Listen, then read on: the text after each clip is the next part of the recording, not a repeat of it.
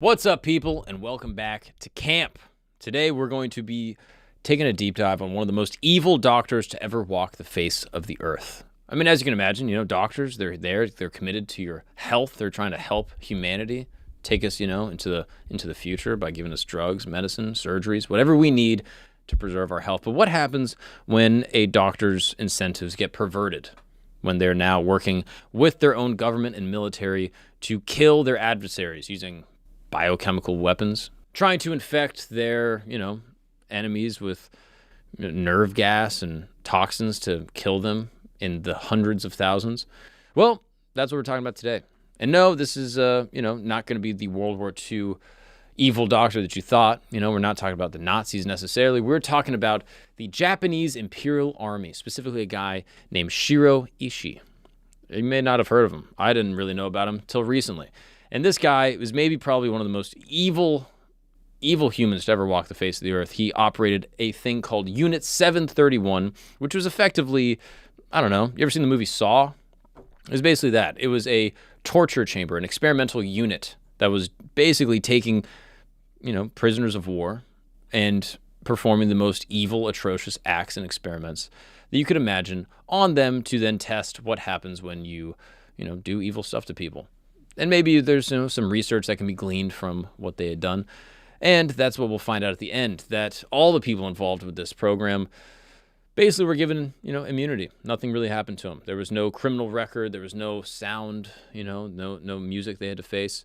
And we're going to explore what they did, why they did it, and what happened to all the players as everything unfolded at the end of World War II. You're gonna need a comedian on YouTube to discuss it in order to keep the world from falling into the hands of evil once again.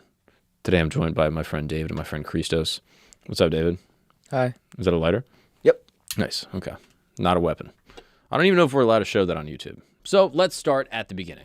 Unit 731 is a covert biological chemical warfare research unit of the Imperial Japanese Army. It was headed up by a guy named Lieutenant General Shiro Ishii. And they basically conducted some of the most bizarre, brutal, and morbid experiments ever done on human beings ever. This guy's probably, I would say, up there with one of the most evil doctors to ever exist. So let's dive in, shall we? Born in 1892 into a wealthy family in the Chiba Prefecture, Shiro Ishii studied medicine in Kyoto and graduated in 1920. This guy was kind of a beast, I'll be honest. He was just a regular dude doing science stuff in Japan, all right? Typical.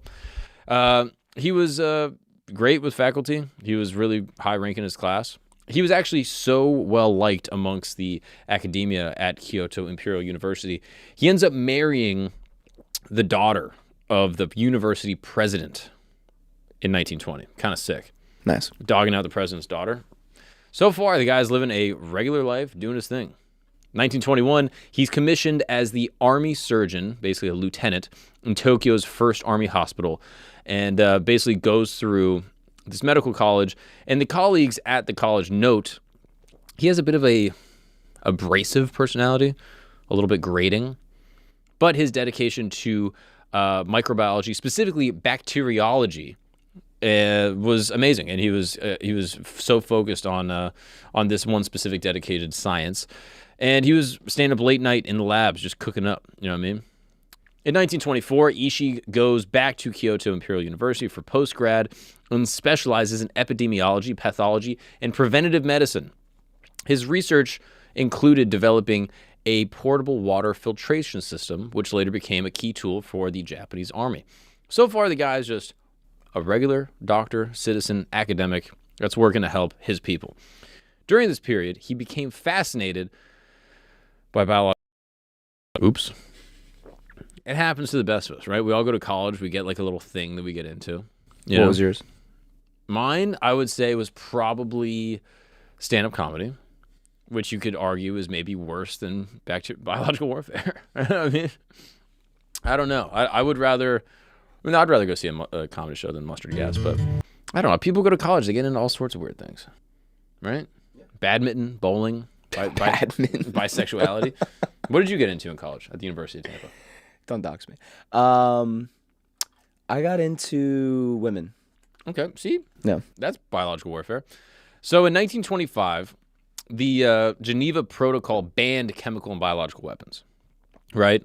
Coming off the heels of World War I, mustard gas had been used in the trenches. People are going home with, nerve diseases and all sorts of terrible ailments. And so Geneva comes together, which I don't even know why we trust the Swiss with this shit, but Geneva comes together and they say, hey, no more biological weapons. And this piques Shiro's interest. He goes, wait, what are these weapons?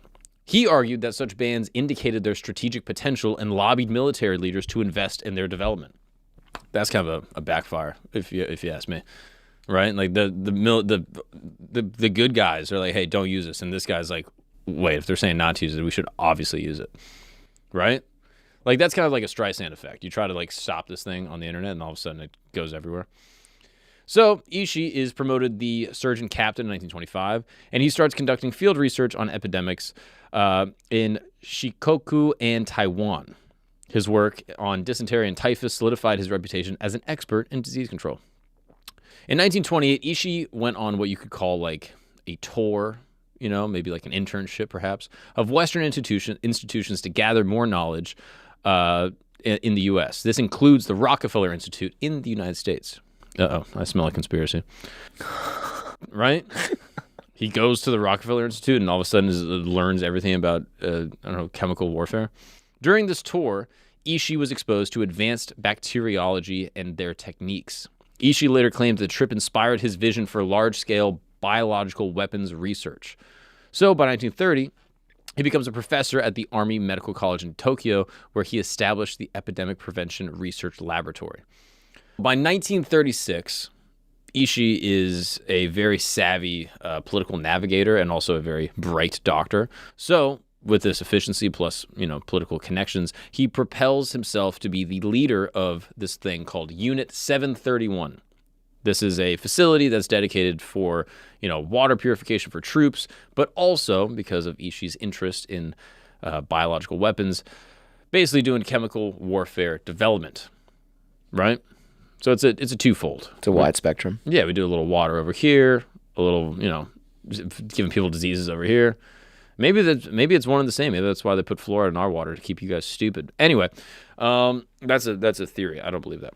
Basically, they're trying to mask the atrocities that are going to happen at this Unit 731. And again, this is 1936. This is prior to Japan allying with the Germans in World War II, right? That happens in the 40s. But at this point, World War II is already basically, kicking off in Europe, and, they can see what's going on. So by 1941, he's promoted to Surgeon Major General. This is overseeing a network of 10,000 personnel across Asia. And these operations include, testing pathogens on prisoners, planned attacks like the abandoned 1945 U.S. bioweapon strike, Operation Cherry Blossoms at Night, which is a very cute name. Operations Cherry Blossoms. Can you Google that? What is Operation Cherry Blossoms at Night? Oh, at night's part of it? Yeah. Oh, okay. Well, you thought that was just... They would do cherry blossoms at night. Is this a SpongeBob episode? Maybe. We're doing cherry blossoms. So Operation Cherry Blossoms at Night, as it has come to my attention, was a planned Japanese military attack on civilians in the United States using biological weapons during World War II. The proposal was basically for the Japanese Navy submarines to launch seaplanes that would deliver weaponized bubonic plague into the United States, developed at Unit 731. I mean, that's way worse than Pearl Harbor. Like, Pearl Harbor, that's crazy. Like, low-key, if this had happened, all the rest of World War II, like the big, the two-strike solution we'd hit, the sake bomb, that would have been more justified. Again, I'm not saying it's justified, but once you see that, like, they were planning on launching bubonic plague in America in the 40s, that's insane. But this operation was abandoned shortly afterwards because the planning... was faulty, and there was strong opposition from the general of the Japanese army, which is good. I guess, cooler has prevailed. But this guy still is cooking at Unit 731. And, as you had mentioned before, David, the R word of Nanking. Oh, okay. I don't know how to pronounce that. It's I always heard it as king. That's what I always thought, but apparently Nanjing. And basically, this was a massacre that the Japanese did in China. And it's worth noting most of the people that were tortured and experimented on in Unit 731, I believe, were Chinese. So they kind of use it as justification to just basically just go wild. So what happened there?